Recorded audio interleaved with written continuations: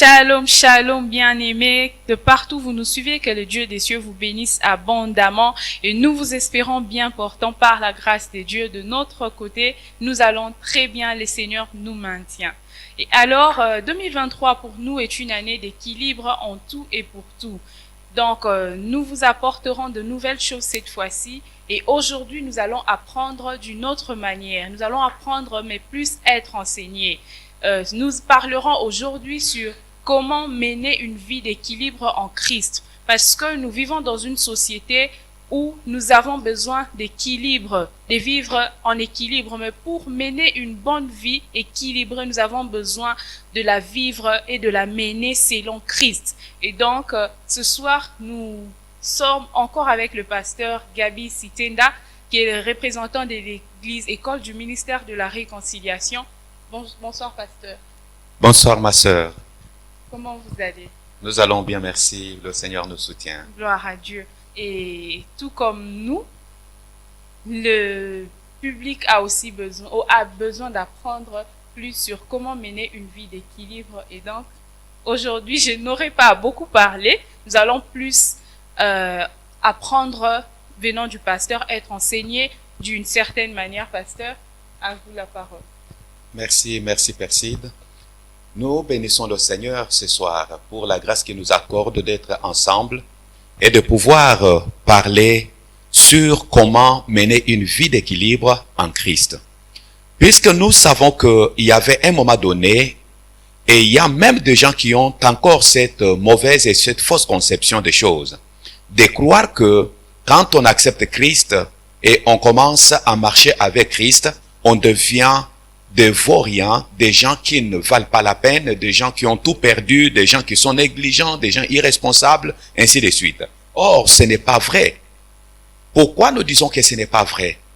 C'est puisque le plus grand problème aujourd'hui, il y a beaucoup de gens qui ont amené cette ancienne et cette mauvaise conception de faire croire aux autres que lorsqu'on devient chrétien, on perd des sens, on perd des boussoles. On peut abandonner les études, on peut abandonner le travail, on peut abandonner tout ce qu'on faisait au nom de l'évangile. Cependant que ce n'est pas vrai. Si nous regardons dans l'évangile selon Matthieu, au chapitre 28e, du verset 19 au verset 20, le Seigneur Jésus-Christ parle à ses disciples. Il leur dit, allez, faites de toutes les nations les disciples, les baptisant au nom du Père, du Fils et du Saint-Esprit, et enseignez-leur à observer tout ce que je vous ai prescrit. Maintenant, le Seigneur qui nous parle, qui nous envoie, n'a pas besoin de faire de vauriens. Au contraire, a besoin de faire des hommes et des femmes disciplinés. La vie d'équilibre, c'est une vie de discipline. C'est une vie de savoir, définir les priorités. C'est une vie qui consiste à savoir ce qu'on peut faire pour qu'il y ait de l'harmonie, qu'il y ait la paix, qu'il y ait le bonheur, qu'il y ait le bien-être, qu'il n'y ait pas de frottement, qu'il n'y ait pas de confusion. C'est ça l'équilibre même. Je me rappelle, vers les années 90, il y a un papa qui vient me voir avec des menaces, comme quoi, comme il était pilote, il dit, mais pasteur, qui t'a permis de prendre mon fils pour que mon fils vienne commencer à prier chez vous? Puisque je sais que quand il va commencer à prier, il va abandonner les études, il sera un vaurien, ainsi de suite. Je lui ai dit, non papa, ça c'est la mauvaise conception des choses. Le Seigneur ne nous envoie pas pour faire des parasites, pour faire des vauriens, pour faire des gens qui sont en dehors de la société, mais il nous envoie afin d'annoncer un seul message. Quel est ce seul message? C'est de faire des hommes et des femmes qui sont disciplinés, c'est-à-dire des hommes et des femmes qui sont équilibrés. La plus grande difficulté que la société a aujourd'hui, c'est celle de savoir bien définir les choses. En étant en Christ, en étant chrétien, on peut mener une vie d'équilibre. On peut mener une vie d'harmonie dans tous les domaines. On peut mener une vie de discipline dans tous les domaines, tout en sachant définir les priorités, tout en sachant définir tout ce qui est normal et tout ce qui est nécessaire pour nous donner la paix. C'est ainsi que pour parler de cette vie ou de comment mener cette vie d'équilibre en Christ, nous voulons nous référer un peu au conseil d'Éliphaz, un des amis de Job. Quand bien même le conseil d'Éliphaz n'engageait pas ou ne concernait pas tellement Job, puisque Job était un homme équilibré. Job était un homme qui savait que sa relation, sa communion avec Dieu était d'une grande importance et était plus utile que toute autre chose. C'est ainsi que nous voyons le conseil d'Éliphaz dans Job chapitre 21, chapitre 22, du verset 1er au verset 30. Mais ici, en ce qui nous concerne, pour parler de la vie d'équilibre en Christ, nous voulons le voir dans Job chapitre 22, verset 15 à 23. Quand vous regardez dans ce passage, dans ce conseil de Job, d'Éliphaz à Job, Éliphaz est en train de montrer à Job que pour mener une vie d'équilibre, tout en étant attaché à Dieu, tout en étant dans les principes de Dieu, il faut faire quelque chose de plus important, c'est de refuser de suivre l'ancienne route qu'avaient suivi les hommes d'iniquité. Puisque ces hommes d'iniquité qui se croyaient être meilleurs, être bien, sont des hommes dont la fin n'est pas loin, comme la Bible dit dans le livre des Proverbes, chapitre 14, à partir du verset 12, nous voyons bien dans ce livre l'Ecclésiaste, c'est-à-dire le roi Salomon, en train de dire à ses frères, en train de dire à tous, que telle voie paraît droite à un homme, mais son issue, c'est la voie de la mort. Que même au milieu du rire, le cœur peut être affligé. Mais alors, pour mener cette vie d'équilibre en Christ, c'est-à-dire je suis chrétien et je mène une vie d'équilibre, il y a la première chose, c'est celle de savoir ce que c'est que l'équilibre. L'équilibre, c'est quoi? L'équilibre peut être défini comme un état de bien-être dans lequel une personne se réalise et arrive à surmonter les tensions normales de la vie. Quand il monte ces tensions normales de la vie, il arrive à prendre des décisions qui sont conséquentes, des décisions qui sont cohérentes, tout en sachant que ces décisions doivent être réfléchies, puisque ces décisions me permettent d'accomplir le travail productif et qui contribuera au bien-être de la société, au bien-être de mon entourage, au bien-être de ma communauté. Une vie d'équilibre, c'est une vie d'harmonie, c'est-à-dire je dois harmoniser les choses. Je dois mettre de l'ordre dans les choses. Je dois chercher à rectifier des positions. C'est-à-dire ce n'est pas que si j'ai échoué hier, je me dis comme j'ai échoué hier, ça suffit, je ne ferai plus rien. Non, je n'arrête pas, mais j'équilibre maintenant les choses, c'est-à-dire je rectifie les tirs. C'est ça la vie d'équilibre. Alors, quels sont les avantages? Puisque nous disons que comment on peut mener une vie d'équilibre étant en Christ. Mais il faut d'abord, pour mener cette vie-là, il faut d'abord arriver à définir ou à connaître quels sont les avantages de la vie d'équilibre. Les avantages de la vie d'équilibre, comme je disais bien, en voyant ce que Éliphaz conseille à Job ou exhorte à Job, il dit à Job d'avoir conscience que sa vie est plus utile dans sa relation et sa communion avec Dieu. C'est ainsi qu'il arrive à lui dire, même plus grave, il lui dit, attache-toi à l'Éternel et tu auras la paix. Tu peux avoir étudié, tu peux avoir de moyens, tu peux être, je ne sais pas de quel rang social, mais si tu ne t'attaches pas à Dieu, sache bien que ton sort est déjà scellé. Puisque la vie de l'homme sur la terre dépend des temps et des circonstances. Or, pour arriver à réussir, il faut s'attacher au maître des temps et des circonstances. C'est le maître des temps et des circonstances qui va nous aider à bien aller plus loin. Puisque David a compris, David c'est un homme qui a mené une vie d'équilibre. David dit dans Psaume 60, le verset 14, David dit, avec Dieu, nous ferons de l'exploit, car Dieu lui-même écrasera nos ennemis. L'équilibre consiste à comprendre, j'ai étudié, c'est une bonne chose. J'ai un bon travail, c'est une bonne chose.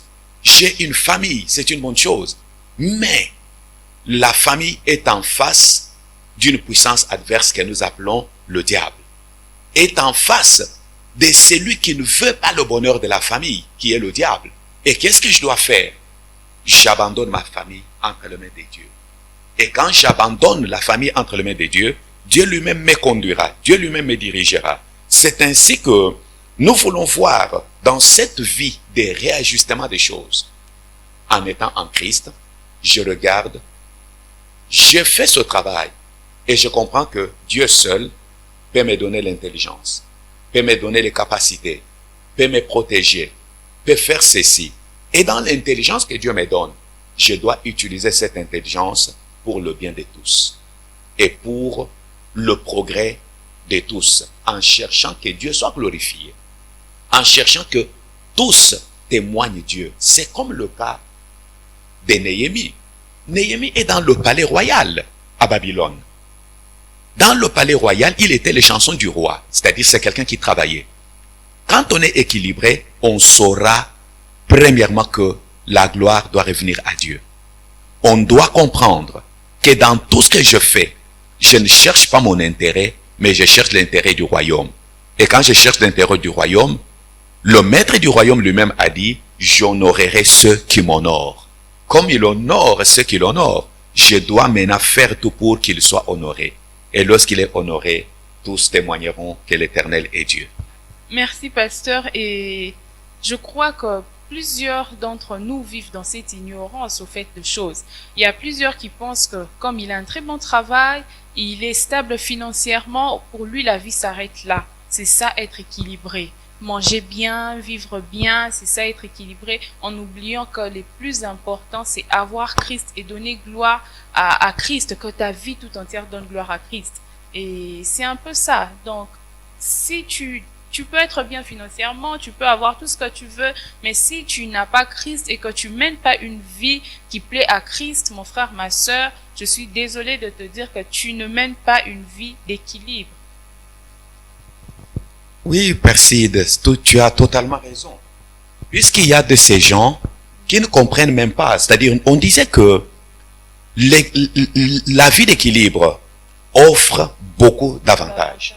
Parmi ces avantages, le plus grand avantage ou l'avantage le plus prioritaire lorsqu'on mène une vie d'équilibre, c'est de savoir définir clairement les priorités de la vie. Tu peux avoir de l'argent, tu peux avoir un bon travail, tu peux avoir une famille qui a de moyens, qui est connue.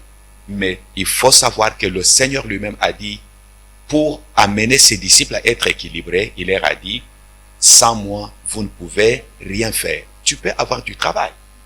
Demain, après-demain, tu perds ce travail comme une aventure. Combien n'avaient pas de moyens dans ce monde? Nous voyons Covid nous a donné une grande leçon, qu'il faut savoir s'appuyer sur Dieu. On travaille, mais on sait que Dieu est au-dessus de tout. C'est ainsi que dans cette vie d'équilibre, en tant que chrétien, nous voulons aussi savoir comment mener cette vie d'équilibre en Christ. C'est-à-dire, je suis chrétien, mais je mène une vie d'équilibre. La première chose consiste à marcher avec Dieu, car sans Dieu, on ne peut rien faire. La deuxième chose, c'est de refuser de suivre l'ancienne route qu'ont suivi les autres. Il faut que ce qui est arrivé aux autres nous enseigne, nous donne des leçons. Et la troisième chose, il faut savoir que Dieu est un Dieu des principes. Savoir que si je respecte les principes de Dieu, Dieu ne m'abandonnera pas. Il sera avec moi. Il manifestera sa grandeur. La quatrième chose, il faut savoir maintenant, un homme équilibré, c'est celui qui sait développer le potentiel que Dieu a mis en lui. Puisque Dieu a mis en chacun de nous des potentiels, tu peux être pasteur, mais Dieu te donne la capacité de pouvoir être un bon enseignant. Tu ne dois pas laisser cet enseignement commencer à faire autre chose. Tu es commerçant, tu veilles maintenant, tu développes le potentiel commercial que Dieu a mis en toi, les capacités de créativité que Dieu a mis en toi. Tu seras un homme équilibré, c'est-à-dire je suis dans le commerce, mais je veille aussi sur ma famille. Je suis dans le commerce, je veille sur mon ministère. Je suis dans le commerce, je veille sur mes relations. Et c'est très important. Et la dernière chose que je peux dire, pour être équilibré, il faut toujours avoir la pensée de l'excellence. Ok?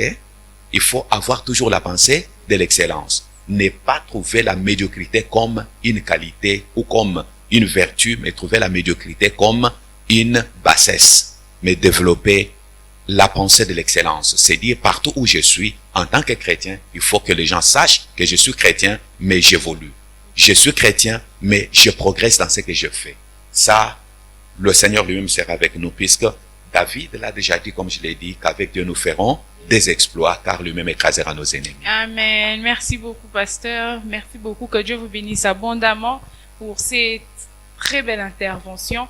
Et nous, avant de clôturer, pasteur, nous souhaitons à ce que vous puissiez adresser une petite prière pour ceux-là qui nous suivent, qu'ils soient chrétiens ou pas. Je crois que ici, il y a certains d'entre eux qui seront bénis. Merci, merci, Perside. Nous allons prier pour tous. Seigneur, nous venons devant de toi pour te dire merci et pour demander que tu sois le Dieu qui soutient ton peuple afin qu'il mène la vie d'équilibre en tout et pour tout, au nom de Jésus-Christ qui est Seigneur et Sauveur. Amen. Amen. Nous voilà déjà arrivés à la fin de notre émission. Nous vous disons merci pour votre attention et nous vous prions de nous suivre sur notre page Facebook École du ministère de la Réconciliation et surtout n'oubliez pas de vous abonner à notre chaîne YouTube Église et Mère TV. Que Dieu vous bénisse abondamment. Portez-vous bien. Bye bye.